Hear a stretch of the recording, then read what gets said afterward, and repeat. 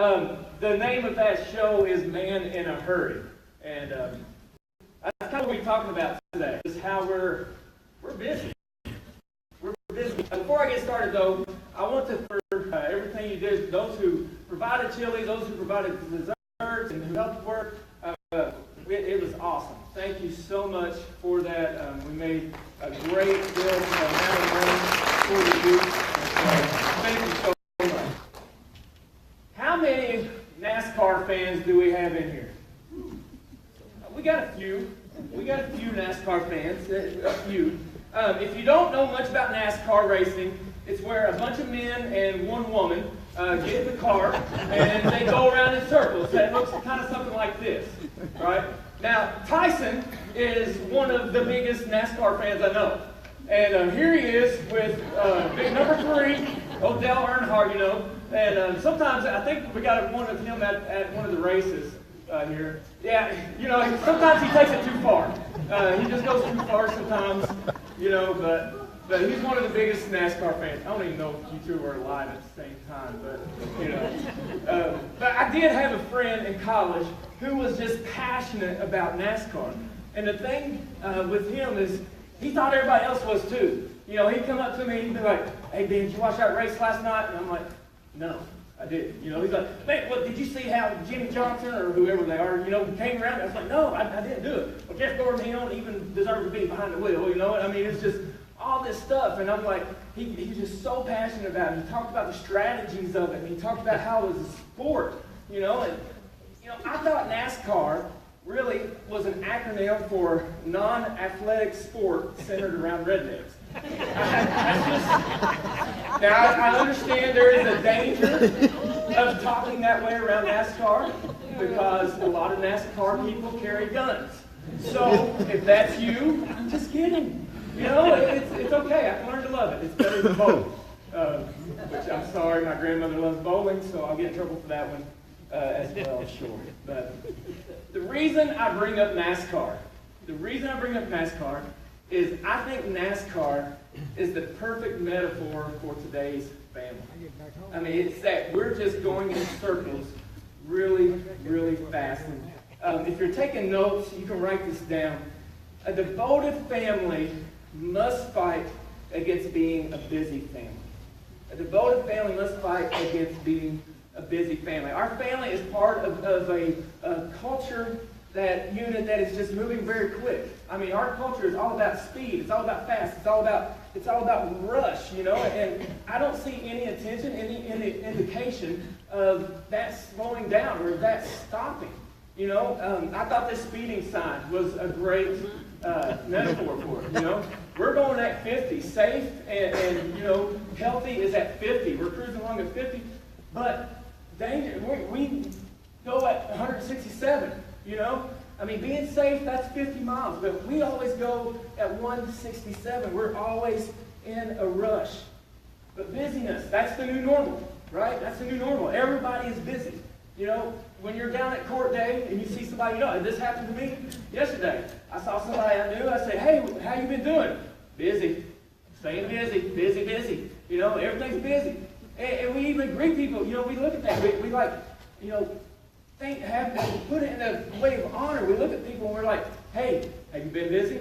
You staying busy? You keep them busy?" You know, it's like this honorable thing, and it becomes something that defines us today. But when I talk to families and to grandparents and to parents, and we sit down, we knee to knee, eye to eye, this is what I hear them say. I hear families say, "I don't want to live like this." I hear people say, "I just go to bed exhausted, and I get up just stressed out." And for some of you, you had a dream of what your marriage or what your family was going to look like, and it doesn't look like this. Where everything is just going so fast, and everything's just scattered. That's our lives today. And I don't know if you'd be willing to do this, and this is pretty courageous, but I thought, whose life in here can you admit that is probably going a little too busy? If I raise your hand. All right, keep your hands up, because I want everybody to look around and see that you are not alone. And the majority of you have your hands up, the rest of you are lying, right? or Or, which that's not even the case anymore, because I hear more retired people say, I'm here now that I'm retired than I was when I was working. I don't know how I did it. But here's the deal about busyness. It impacts us in a lot of different ways. All right, another courage moment. Who on the way to church this morning got in a fight about being at church on time? Anybody? Yeah, I mean, you know what I mean? We've got an argument. It's like, get your pants on, get in the car, we gotta go worship Jesus. You know? I mean, we've been there, right? That happens. We're always in a rush. Or you're the person that's sitting behind someone at a stoplight, right? And if that person does not go the nanosecond that light turns green, man, you are on that horn. You are on that horn. Let me tell you, if you see my wife at a stoplight, do not get behind her. Because when that light turns green, she will either be talking, or a lot of times she's just singing. She's like, my Redeemer lives, and she's just going on. And I'm like, honey, it's been like 10 seconds. Go. You know, I mean, people are like, you know, they're getting upset. But we honk the horn, or, you know, we honk the horn, we get upset because we're in a rush. Or how about this one? You're at the grocery store, and you get so stressed out because it's like, man, which checkout lane should I go into? Which one should I go into, you know? And you start doing these logarithms in your mind, right? You know, it's the items of, the number of items in your cart times the number of people in the line divided by the age of the checkout person, right? and, you know, when you finally find one, they're there, but you can't relax because you're still stressed out because you're looking over all the other lines. You're like, should I go on that one?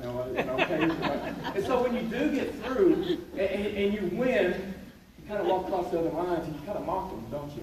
You're like, should go on lane 5, buddy. You know? That's how we are. We are just busy people. But busyness is also displayed in less humorous ways as well. As a matter of fact, busy people, they have a lack of personal depth. You know, busy people are not really deep people. And that results in superficial relationships, which results in kind of your own family unit being marginalized and fractured. And you see people, we find ourselves, the busy family, it's not what our hearts long for. The busy family, it's not what our hearts like. It's not the type of family we really want to have. And so here's my question for the NASCAR family, for the racetrack family. Where's Jesus in your race? Where's Jesus? Is he driving the car? Is he in the driver's seat and he's driving and going faster? Or is he riding shotgun with you? Or maybe he's in the back seat and he's just driving along. You know, maybe Jesus is up in the tower. Maybe he's part of the pit crew and he's telling you, you know, how to go faster and how to do this and what we can do to get more things done to win, you know. Or maybe Jesus, he's just out in the stands and he's just watching. Or could it be that Jesus is outside of the racetrack? And he's calling you to something so much different. You see, I think a lot of us are choosing these racetrack lifestyles where we're going and going and going, and at the same time we're trying to follow a Savior who walks. Who wants us to walk with him and not to race ahead of him. I don't know where all of you are in your spiritual lives. I know some of you well enough to know that you are committed believers. You are dedicated. You are committed followers of Jesus, devoted, absolutely committed. And then there's others of you who are maybe on the other extreme, to where you're just curious. You're just trying to figure out this whole God thing out, you know, and you're just asking questions. You're investigating it, and I'm thrilled you're here today. And then you got like everybody else in between, okay? But the thing I want you to know is that when Jesus came down to be human, when God came down to be human, he said, I have come that you might have life. He didn't say, I came that you might be busy.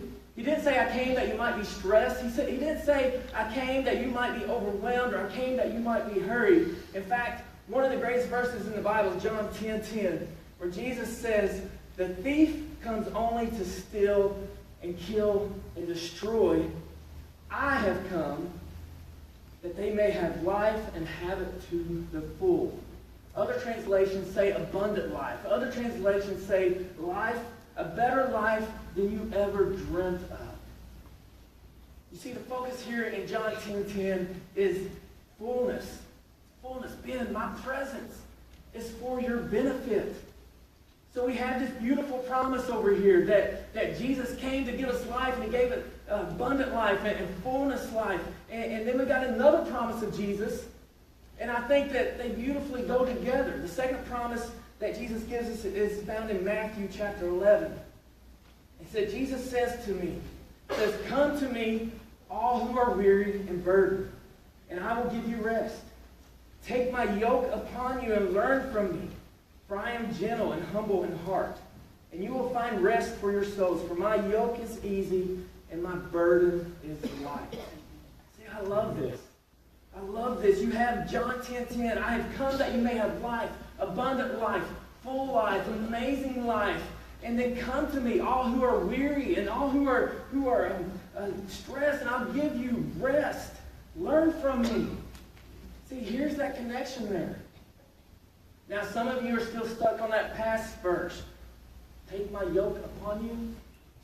I don't even like eggs, right? So, what is Jesus saying, talking about there?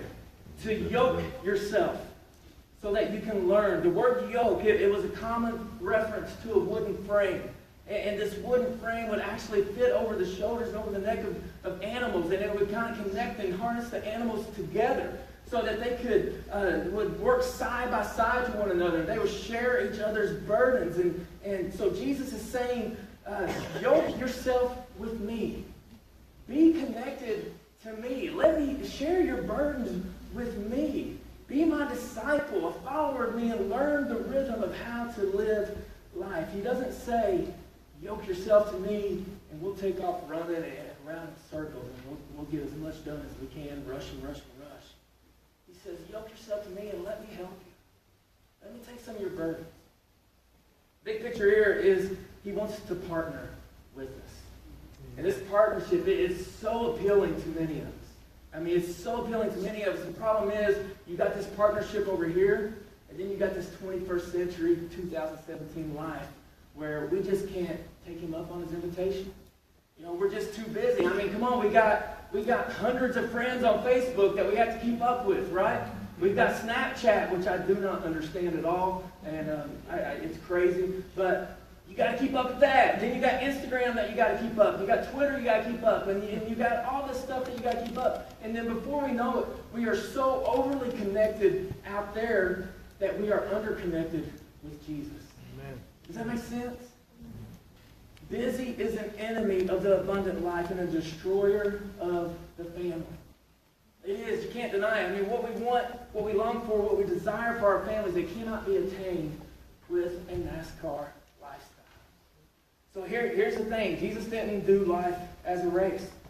I mean, think about it. What was the character of Jesus? He was chill. I mean, he was relaxed. You know, I mean, think about it. Jesus was chill. He was relaxed. He wasn't uptight. He didn't go from, say, we got to go from here to there, and we got to do this, and we got to do that. He was just relaxed. You know, he sees a crowd of 5,000 people, and he has compassion on them. And he goes and he heals the ones that are sick, and the disciples come up, and he spends time with them, and then finally the disciples come up, and they're like, hey, Jesus, it's getting pretty late. Shouldn't we send these people off to the villages so they can get something to eat? Because all we got is a couple of fish and a few loaves of bread, you know, and that's kind of our food, right? What does Jesus say? He said, oh, you got some fish and bread? Great, let's feed them. Let's feed them. We don't need to, I mean, it's not a big deal. Let's feed them. Then they're out in the boat, and there's a storm coming up, and the winds are going crazy. The water is coming over the boat. The disciples come in. What's Jesus doing? He's sleeping. He's taking a nap, right? And the disciples come in, and they're like, teacher, do you not care that we are about to drown? And I can just picture Jesus just kind of getting up. He just kind of pushes them to the side. He looks at the winds and the waves. He says, peace, be quiet. You know? And they calm down. And he turns around to the disciples and he's like, hey, why are you all so afraid? I mean, do you not have faith? He was just relaxed. A famous theologian by the name of J.B. Phillips wrote in a book called Your God is Too Small.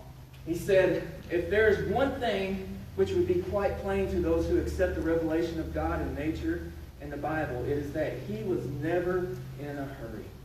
Long preparation, careful planning, and slow growth would seem to be the leading characteristics of spiritual life. It is refreshing to study the poise and quietness of Christ. His task and responsibility might have well driven a man out of his mind, but get this, but he was never in a hurry, never impressed by numbers, never a slave of the clock. He was acting, he said, as he observed God to act, never in a hurry. See, when God came down to humanity to model not only how to love God, but how to love one another, some of the things that he did, it actually rubs us the wrong way today in our culture. And I want to look at a few of those things that Jesus modeled. The first thing, Jesus stopped for others. Jesus stopped for others. Jesus actually stopped to meet people's needs. In Mark chapter 5, there's a synagogue, and there's this high ruling official. And he's got a sick daughter. And he actually takes his title off, and he comes to Jesus as a dad. And he says, my daughter is sick. Will you heal her? And Jesus says, yes. And so the picture here is that they're walking to this guy's house, right? So Jesus can heal the daughter. And the Bible tells us that everywhere Jesus is, there's a crowd. So there's this big parade going around. And imagine this big parade, and they're just walking towards this guy's home.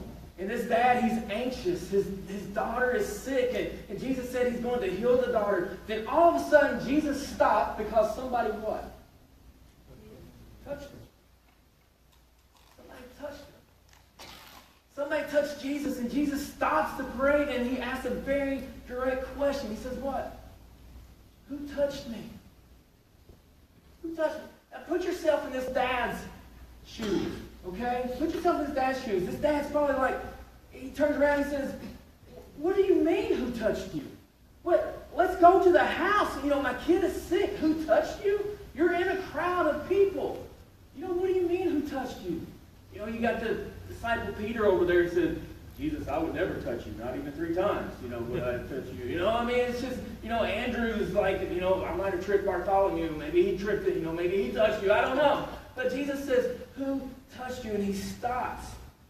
He stopped the agenda to meet a need in the moment, because that's what love does. The second thing that Jesus modeled is that Jesus took his time. Jesus took his time. Think of Lazarus. Lazarus is one of Jesus' best friends. One of his best friends. And Lazarus is sick, and his sisters, they send a message to Jesus. And John 11 says that the Lord, the one you love, is sick. And so the emphasis here is that the one you love. This isn't just some guy on the street. This isn't just some stranger. This is our brother. This is your best friend, Jesus. This is Lazarus. The one you love is sick. And there's humor here. And if you don't catch the humor, you're missing out on it. And so the one you love is sick. And then Jesus, what's his response? I can find it there.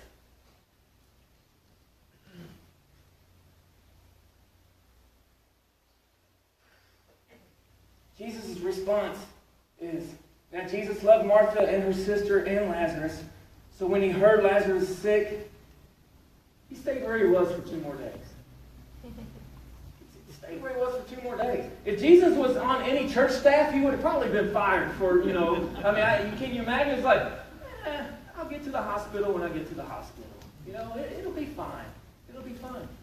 He stayed where he was for 2 days.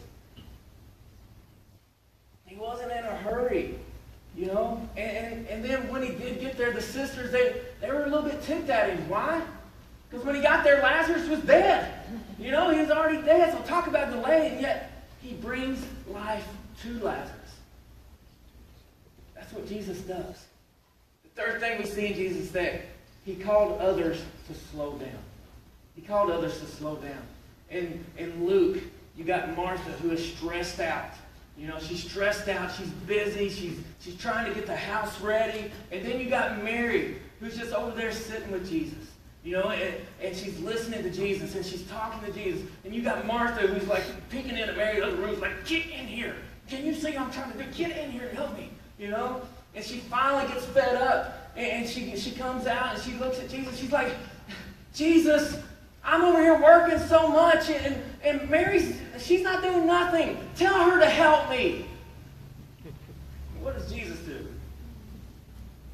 He says, Martha, Martha, Martha, bless your heart. You know?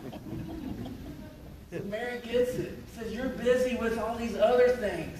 You're busy with all this other stuff that doesn't mean, but what Mary has, she gets it. She gets it. He was just relaxed. He was chill. See, when it comes to our families and us wanting to be a devoted family, I think we're a lot like Martha. You know, I don't think we got it right. Where Mary, she had it right. See, we race, and when following Jesus, we race in our life. When following Jesus is more of a walk. It's more of a stroll. You know, it's sitting at his feet. It's focusing on him. Love doesn't race. Love walks. Love strolls. Love meanders. So what if your family looked different? What if the pace looked different? Now, by the way, families, in and of themselves, they don't change just like that. It starts with the leader. So mom and dad, your pace may have to change. Your pace may need to change. So you go, okay, what does that look like? How do I do that? Listen, I live in the real world, okay? I've got 3 kids, and this whole thing I'm preaching to myself. All right, this is just as much for me as it is for you, because I mean there's times that, you know, it seems like I see my family in passing. I mean, it's just, you know, I say good morning to them, and I get home in time, hopefully, to say good night to them. That, you know, that's how it feels like sometimes. So I'm not saying that I've got all this figured out, and I'm not suggesting in any way a lazy lifestyle. Not at all am I suggesting that. I'm just suggesting that there has got to be a better way to live an abundant life that Jesus is talking about. That there would be less rush and more love, less hurry, and more peace. So how do we get there? Again, this is a journey, and I'm on it with you. And so since we're in the whole race thing, the whole NASCAR thing, let's look at a stoplight. Okay? On a stoplight, red means stop. Green means yellow means slow down, hurry up, beat the red, you know? Yeah, a little bit. For those of you who like to break the law, it actually does mean to slow down, you know? So let's look at that. Slow down. Slow down and determine what's beneath your yes. Slow down to determine. This little word yes, it is what makes us so busy. This little word yes. And what I'm asking us to do is to stop and to pause and say, okay, why did I say yes to that? Why do I continue to say yes to that? Why did I say yes for my kids to that? But, you know, why do my kids say yes to that? You know, and it's not a simple question. You know, see, here's what busy people do. Busy people say, oh, that's good. I really do need to slow down and think about my yes, but then they stay at the surface. And they say, well, our kids, you know, this is good for them. They're involved in things because it's good for them. Or they say, well, I do this because I like to, or I do this, you know, because so-and-so asked me to do it. And that's just all on the surface. You're going to remain a busy family if you stay there. What I'm asking you to do is just to go a little deeper. And it's just you and me, and it's like, okay, why'd you say yes to that? Okay, but why? Okay, but why? Go a little deeper. And you know, you might find that you're a little bit like me. Or a lot like me. I struggle with insecurity a lot. That is where Satan hits me. When I let my guard down, Satan knows he hits my insecurity, telling me that I'm no good, that I'm not doing good enough, that I'm not doing enough, that people aren't happy with me, you know? And because of that makes insecure people become people pleasers. Do we have any people pleasers in here? Yeah, see, you raised your hand because I asked you to, and you're pleasing me. You know, it's like, oh, well, I've got to please him. He asked me to raise my hand. See, we've got, you know, it makes us people pleasers, and I can't stand that. I don't like that about me. But if I make you happy, I'm going to feel better about that. And my yes, it brings security to me. And I want you to like me. But here's the truth. Busy people are broken people. Busy people are broken people. Now, some will disagree with me with that. And mostly busy people. But that's okay. It's okay, because when we get to heaven, you'll find out that I'm right on this one. All right? So busy people are broken people. They're broken somewhere. I mean, they're either emotionally broken, they're relationally broken, they're spiritually broken, because it's that brokenness that continues to cause us to say yes. Now, I hate to admit to you all that I struggle with insecurity. I'll be honest, I hate that. But once I admit it, here's what happens. It's down deep, and once I admit it, it comes up to the surface. I admit I'm insecure. My wife knows I'm insecure. My close friends know I'm insecure. Then my children know I'm insecure. And once it's out in the open, I'm able to hold what is deep against all those decisions. You see, what we now know, what is broken, while we keep saying yes, we bring that to the light, and it's just so much easier to deal with. Anytime I look at my life, I can go back and I can go, okay, why was I so stressed out? You were stressed out there. You were overwhelmed there. Why were you overwhelmed? And it always goes back to all the yeses that I really didn't need to make. You're never going to attack your NASCAR family until you slow down and you say, why do I keep saying yes? That's our yellow light. Red means what? Stop. Thank you. So the challenge here is to stop something this week. To say no. To start developing that no muscle. Cancel it. Get out of it. Take it off the calendar. If you're afraid, blame it on your spouse. Just say, she just doesn't want me to do this. I'm sorry. I can't do it. It's her fault, But because every yes is an invitation to busyness. And what I want to say to you is, nobody has your arm behind your back. Okay? No, you don't have to say yes every time.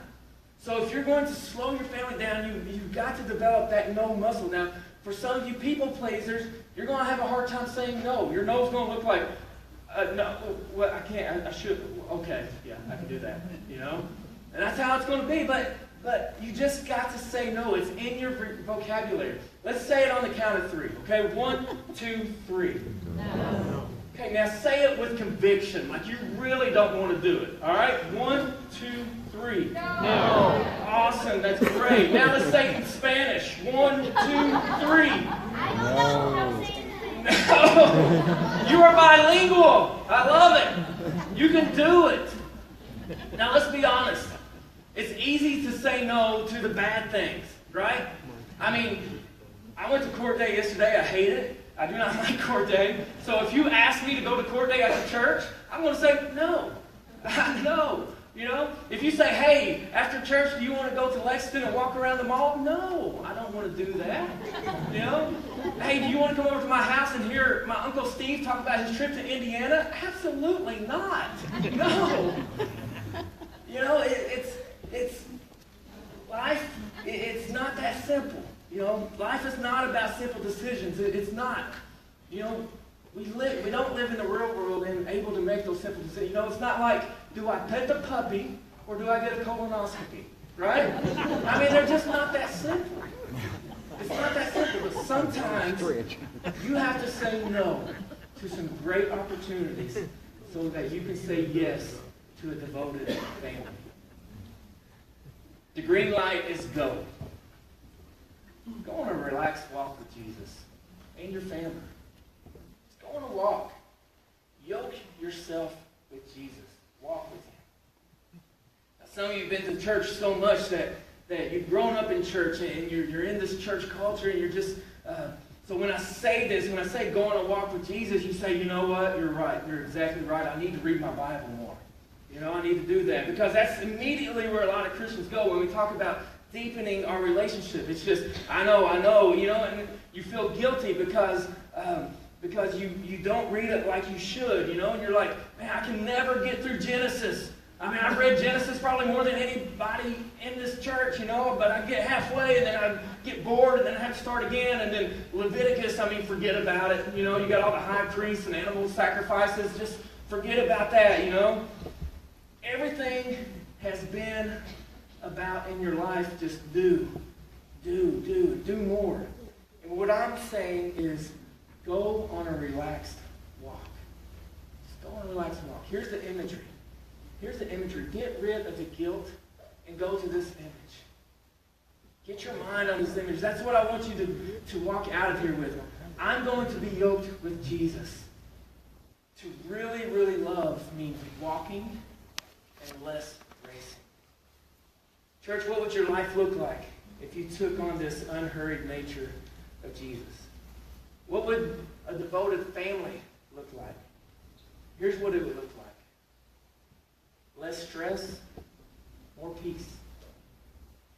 Less rush and race, more love. You see, to really love always takes time. And time is the one thing that busy and hurried people just don't have. So back to NASCAR. Everybody put on your NASCAR mullets, and we'll get back into the scheme of things here. So when NASCAR starts, there's this announcement that goes over the loudspeaker. And it says, what? Ladies and gentlemen, start your engines. I wonder if today, if the message of Jesus isn't, ladies and gentlemen, turn your engines off. Turn your engines off. Get out of the race car. Walk out of the racetrack. Leave the track and follow me to this nearby stream.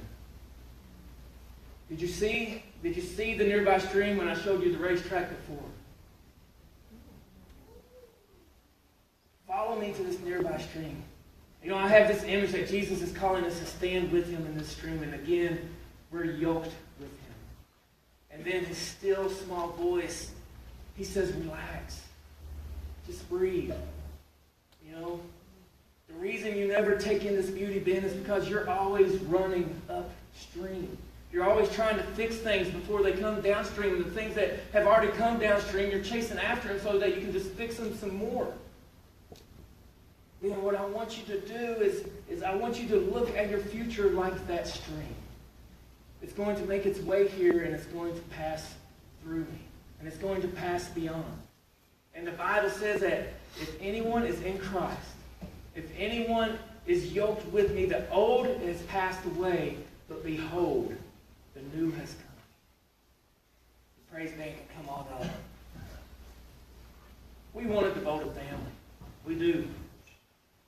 And that's a dream we've got, you know, and being a student pastor, you know, I don't just work with students, but I work with families as hope, you know, and so many times, and like I said, my family, we struggle with this, but so many times, I hear families, I hear dads say, man, I just feel like I'm in a rat race.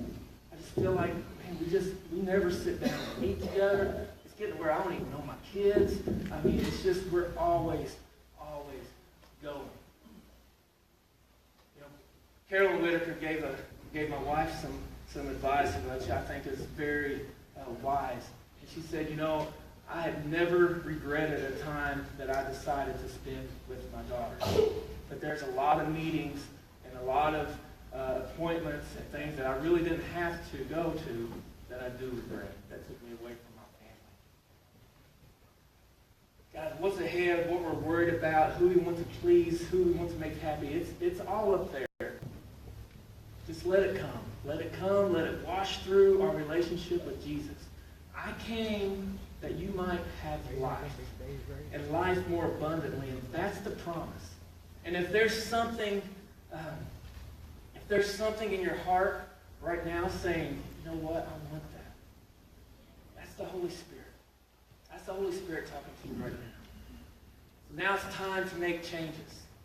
And only those changes are going to be made when we slow down and we say, what's really beneath our yes? Let's pray. Father,